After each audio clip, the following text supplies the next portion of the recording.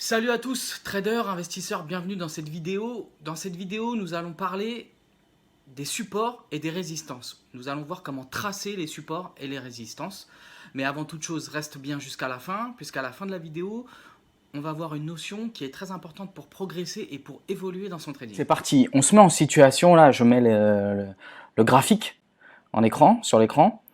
Alors, je vais essayer de trader là je vais essayer de tracer les supports et les résistances. On va voir sur le Forex, c'est-à-dire sur l'euro USD, l'euro dollar, et sur le Dow Jones, l'indice américain Dow Jones. Vous pouvez le faire, je le fais semaine après semaine, vous voyez dans les vidéos de la semaine sur le DAX. Voilà, vous pouvez le faire sur le gold, sur ce que vous voulez, sur les cryptos, sur le bitcoin, sur l'Ethereum, etc. Alors là, je vais le faire. Vous avez vu déjà, moi j'aime bien tracer les supports et les résistances en H4, ici en H4. Ok, vous pouvez le faire en H1, vous pouvez le faire en daily, vous pouvez le faire en 15 minutes. Ça, c'est en fonction de chacun comment il trade. Et après, il faut respecter un type de trading en fonction de l'unité de temps, tout simplement. Bon, ça c'est une chose. Là, vous avez vu, j'ai juste mes bougies sur le graphique. Je suis en H4, donc. J'ai juste mes bougies sur l'euro USD. Je n'ai aucun indicateur en dessous. Aucun indicateur de tendance, moyenne mobile, bande de Bollinger, etc. On peut dire que mon graphique, il est vierge. Voilà, tout simplement, j'ai un graphique vierge. Alors, comment on va faire? On dit souvent tracer les supports, les résistances. Ok, les lignes de support, les lignes de résistance. Mais en réalité, on parle aussi de zones de support ou de zones de résistance. Et on va le voir là parce qu'en fait, ça va pas être un prix précis des fois. Par exemple, là, on va tracer une première zone, aller en bas, tout en bas.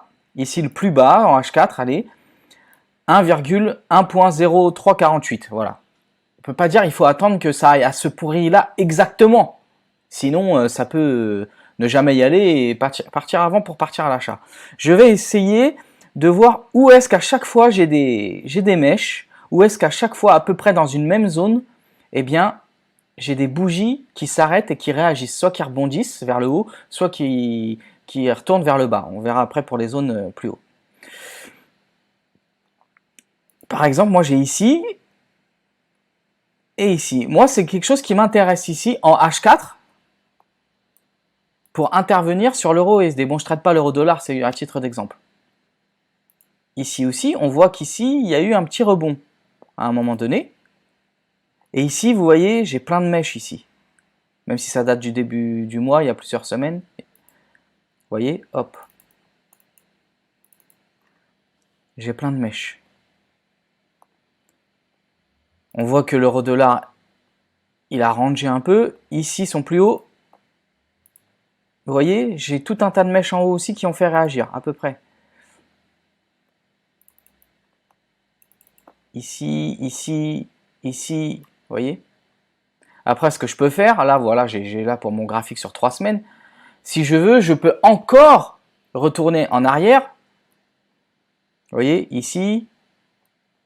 Ah, attendez, hop, hop, je retourne en arrière. Voilà. Ici, c'est pareil. En haut, vous voyez, le plus haut ici, ça a fait réagir tout de suite le cours. À peu près. Vous voyez?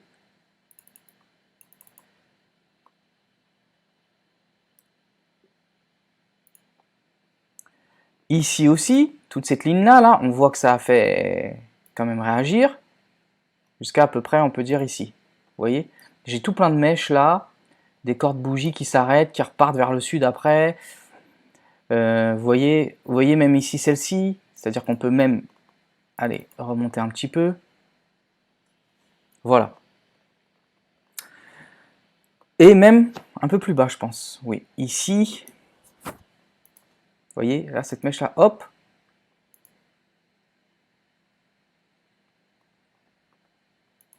Jusqu'à ici même. Donc, quand je fais ça, hop, j'ai mes zones en H4 qui sont tracées sur l'euro USD. Vous voyez, à chaque fois, à peu près ce que ça donne. C'est simple hein, en soi, mais il faut s'efforcer d'être parfois précis. Et ensuite, une fois qu'on a nos zones de support et de résistance tracées, on intervient dans ces zones ou au plus proche de ces zones en fonction de comment le marché, le prix réagit dans ces zones. Voilà tout simplement comment j'ai tracé sur l'euro USD. Sur l'indice Dow Jones, alors le Dow Jones, pareil, je reste en H4, pareil, comment dire, le graphique il est vierge. Alors, ici, j'ai une bonne zone. Vous voyez, à peu près ici, ça a réagi. Les 30 007, oulala, c'est même des zones larges.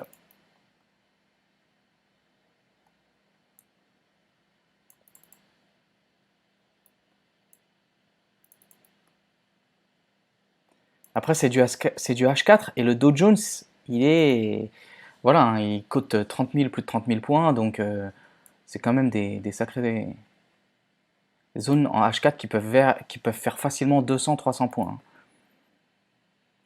Ici, vous voyez la mèche là m'intéresse bien. D'ailleurs, on voit que ça a réagi ici même.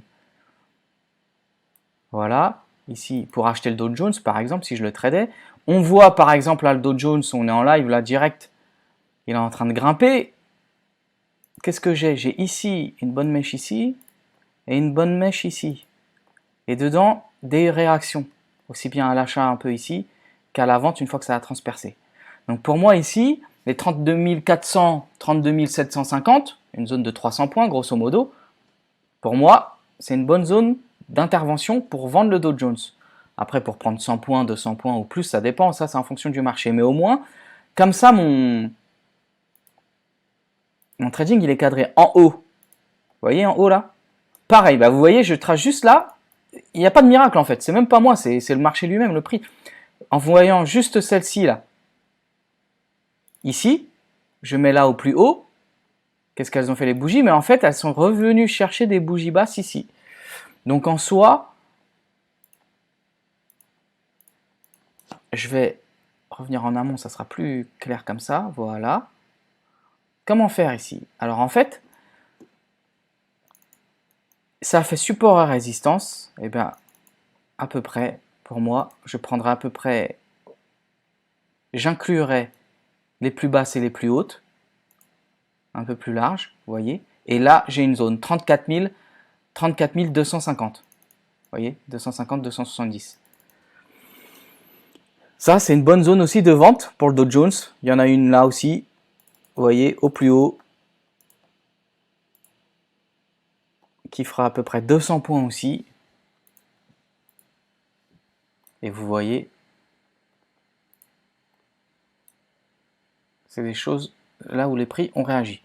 Donc, en soi, quand vous regardez ça, qu'est-ce qu'on peut se dire? Quand j'ai un graphique comme ça, vous avez vu, j'ai pas d'indicateur. Mon graphique ou mon trading est cadré, il est plus cadré. C'est-à-dire que tant que le prix il n'ira pas ici, je ne vendrai pas le Dow Jones. Tant qu'il n'ira pas ici, je ne vendrai pas le Dow Jones après, si après il transperce cette zone.